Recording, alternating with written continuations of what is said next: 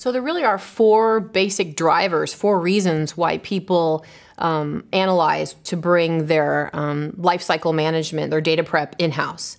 And that would really be more around cost, security, vendor independence, and mobile readiness.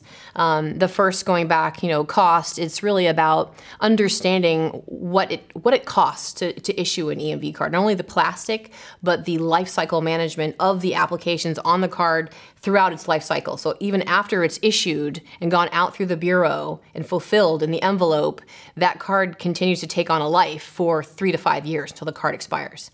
So managing the life cycle of that card in the field is very expensive. That is actually the heaviest part of an EMV analysis. The card plastic is one price, but the managing of the applications, and when I talk about applications and management of the profile, it could be a PIN change or PIN management, sending a script to the card while it's out in the field or down to an ATM. These are all things that really add to the cost of each card profile. Bringing those capabilities in-house as an issuer, you are personally responsible for changing those card profiles, changing a PIN, blocking a PIN, adding a script, waking up a dormant PIN. These are all things that are very expensive in managing an EMV card. Contact chip, dual interface chip, Java card, any type of operating system, an EMV card takes management. And by being consciously aware of the changes to those card profiles, you have more of a grasp as an issuer to understand the amount of budget that needs to go into managing an EMV profile. That's really what's behind the cost initiative. Security. So everyone understands that with an EMV card implementation, you have keys, you have encryption keys. And those encryption keys have to be generated, managed, held, destroyed. And all of those processes of encryption keys are typically managed in something called an HSM.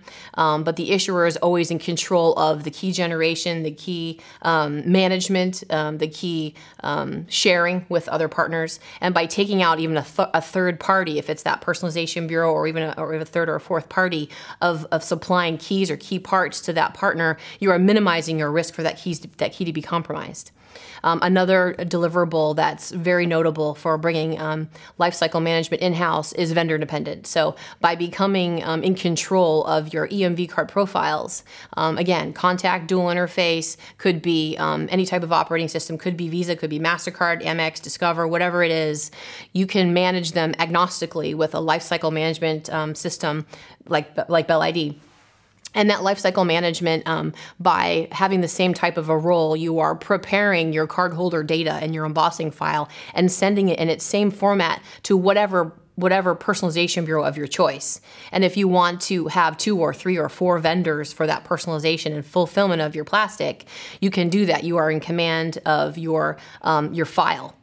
And you've prepared it in whatever format that those personalization bureaus are requesting. If you had kept your same scenario before, by outsourcing it, they would then charge you for any changes or updates or alterations to that file.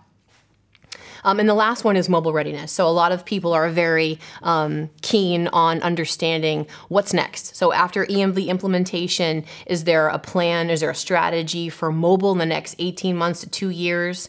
And does it even encroach upon the same overview with your EMV scope? And a lot of times it does. And with Bell ID technology, it was really developed in mind with a next generation technology. So introducing EMV, if it's a contact or dual interface card, managing that software is very similar to the way host card emulation or generic TSM or secure element in the cloud software development was done at Bell ID. So they were really developed with the same spirit and in the same vein to manage them for financial clients.